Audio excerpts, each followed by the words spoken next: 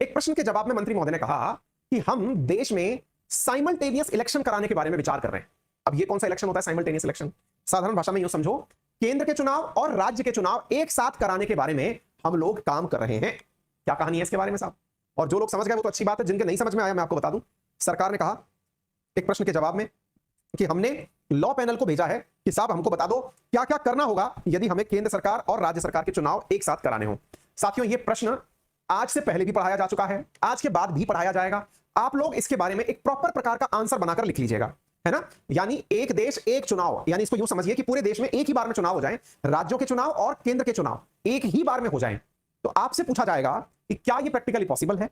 अगर है तो इसके सकारात्मक पक्ष बताइए, इसके नकारात्मक पक्ष बताइए, है ना। तो इसको आप एज ए ठीक है। तो चुनाव कराने पर इतना पैसा खर्च हुआ है जब हमने राज्यों और केंद्रों के चुनाव, मतलब केंद्र के चुनाव अलग अलग करवाए।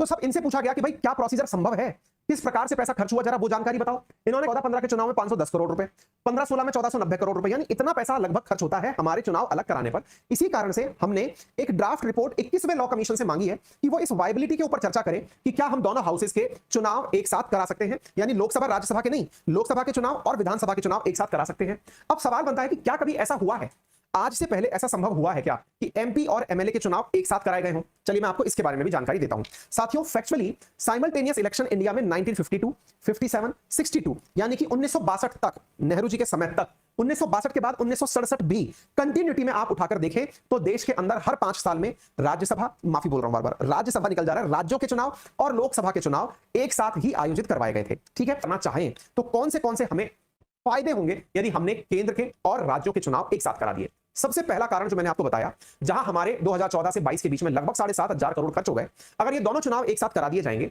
तो खर्चा राज्यों और केंद्र के बीच में आधा आधा बट जाएगा और खर्चा एक बार में ही निपट लेगा, यानी कि ज्यादा खर्च एक बार में नहीं आएगा। नंबर 1 बात। नंबर दूसरा, हमारे देश के अंदर चुनाव कराने के लिए बार बार सिक्योरिटी फोर्सेस का मूवमेंट कराना होता है। भाई चुनाव होना है तो चुनाव के लिए फिर आपको बल भेजना पड़ता है कि भाई यहां पर संवेदनशील जगह है, यहां पर फोर्सेस को अप्लाई करिए। तो ऐसी स्थिति के अंदर यहां पर सिक्योरिटी फोर्सेस का जो एंगेजमेंट है उसको भी कंट्रोल किया जा सकता है। तीसरी चीज जो है, अगर हम लोग फायदे के अंदर बात करें तो सामाजिक ताना बाना जो है ना, जिसके अंदर कास्टिज्म, कम्युनलिज्म, करप्शन, इन सब चीजों से निजात मिल सकती है। अब वो पूछिए वो कैसे? असल में होता क्या है, आज जब हम राज्य के लेवल के चुनाव की बात करते हैं तो राज्य के अंदर या तो धर्म हावी हो जाता है या जात पात हावी हो जाती है। जैसे आप लोगों ने बहुत बार कर्नाटक का इलेक्शन देखा होगा, वहां पर लिंगायत समुदाय को पक्ष में करने की तैयारी चल रही होती है। भी है क्या? बिल्कुल है। सबसे बड़ा नुकसान तो यही है कि जब आप कैंडिडेट्स की बात करते हैं तो एक कैंडिडेट तो लोकसभा का कैंडिडेट होगा, एक विधानसभा का कैंडिडेट होगा।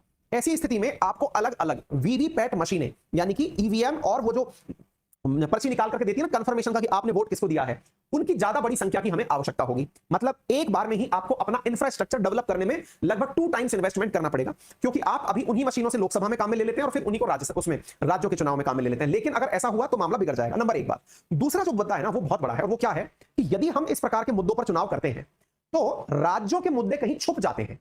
मान लीजिए राज्य का और केंद्र का चुनाव एक साथ होने लग गया तो राज्यों के जो मुद्दे हैं, जैसे किसी राज्य के अंदर पानी की समस्या, जैसे मान लीजिए फॉर एन एग्जांपल हम राजस्थान की बात करें, राजस्थान में इन दिनों एक बहुत बड़ा मुद्दा बनता चला जा रहा है, that is eastern Rajasthan canal project, ERCP में। तो होता क्या है कि नेता तो आपने एक देख लिया, लेकिन जो आपने जिस व्यक्ति को चुन करके अपनी विधानसभा में भेजा ना, उस व्यक्ति से आप कभी कुछ पूछने लायक नहीं बचे, क्योंकि उसको तो आपने वोट दिया ही नहीं था, आप तो सीधा प्रधानमंत्री का चेहरा देख के वोट दे रहे थे।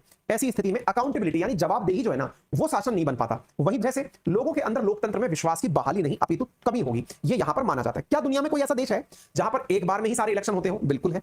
साउथ अफ्रीका में होता है, स्वीडन में होता है, ब्रिटेन में होता है। सर इसका सबसे बड़ा नुकसान आपकी नजर में क्या है? मेरी नजर में एक साथ चुनाव होने का जो सबसे बड़ा नुकसान है ना,